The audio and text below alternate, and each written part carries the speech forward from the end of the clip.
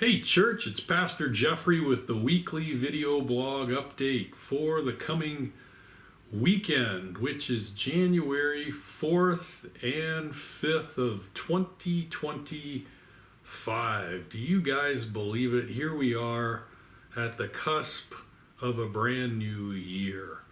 And here I am coming to you guys a little bit early this week. It is Tuesday at the office and it is New Year's Eve day.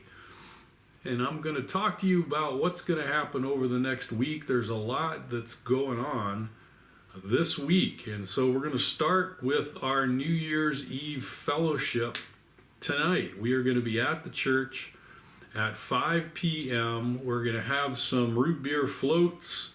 We're going to have some games. And we are going to have a movie that you guys can watch with us. That movie is The Forge. It's a great movie to end the year and to begin the coming year focused on the power of prayer. And so this is going to be a transitional time for us in 2025 in our country as we have a new president coming in. Potentially a lot of interesting things happening in the world.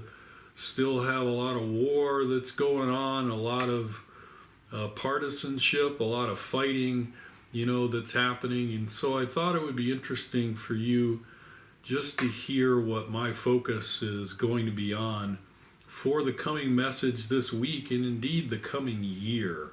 And so I want to read something to you guys from Ecclesiastes chapter 3, words that you may know, may be familiar to you, this particular passage, but let me read this for you guys. It says, "There is an appointed time for everything, and there is a time for every event under heaven, a time to give birth and a time to die, a time to plant and a time to uproot what has been planted, a time to kill and a time to heal, a time to tear down and a time to build up, a time to weep and a time to laugh, a time to mourn and a time to dance, a time to throw stones and a time to gather stones, a time to embrace and a time to shun embracing, a time to search and a time to give up as lost, a time to keep and a time to throw away, a time to tear apart and a time to sew together, a time to be silent and a time to speak, a time to love and a time to hate, a time for war and a time for peace." Those words from the great preacher Solomon from Ecclesiastes chapter 3, verses 1 through 8. Our message this weekend is going to be making all things new, and that's from the book of Revelation.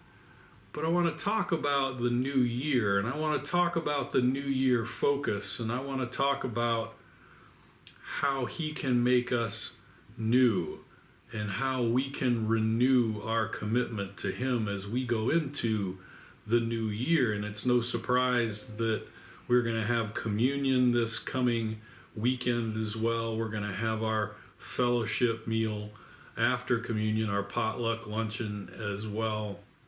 And I want to spend some time talking about what the new year should be for us and how we can renew our commitment to him prior to that communion event. So that's what's going to go on this week, this weekend. But there's a lot of other things going on this week that I want to make mention to you guys as well. The ladies are going to get back together at the beginning of the year on Saturday morning over here at the pastor's house.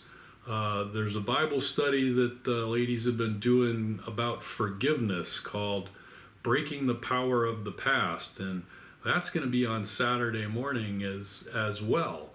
And so great opportunity, ladies, to begin the year with that renewed commitment and focus to grace and forgiveness.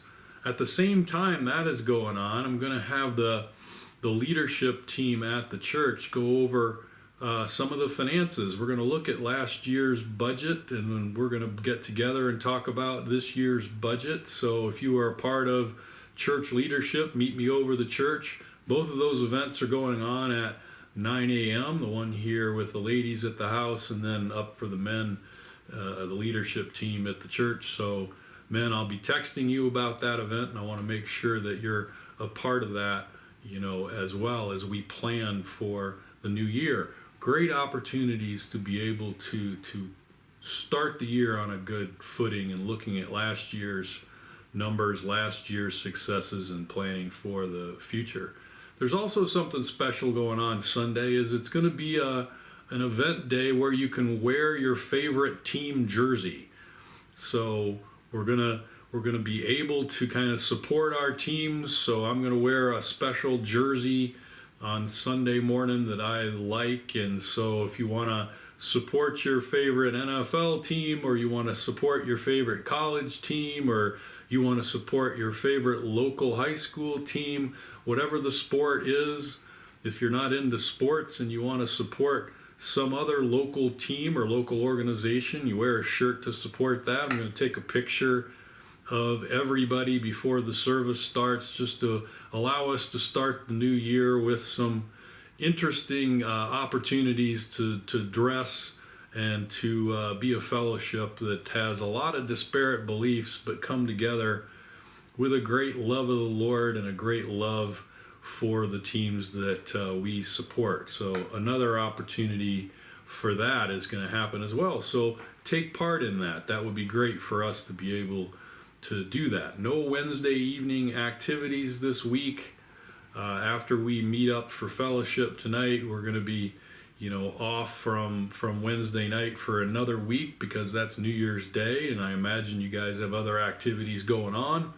So we're going to fire up our winter schedule again with Wednesday night starting the week after that. So BSF is going to be off this week as well, ladies, but start back up the week after that as well. And so Wednesday night the 8th, BSF on the 9th, those events are going to go on next week, but not this week. So little flavor of what's happening as we fire things up as we go to the coming weeks ahead. And I also want to tip you off.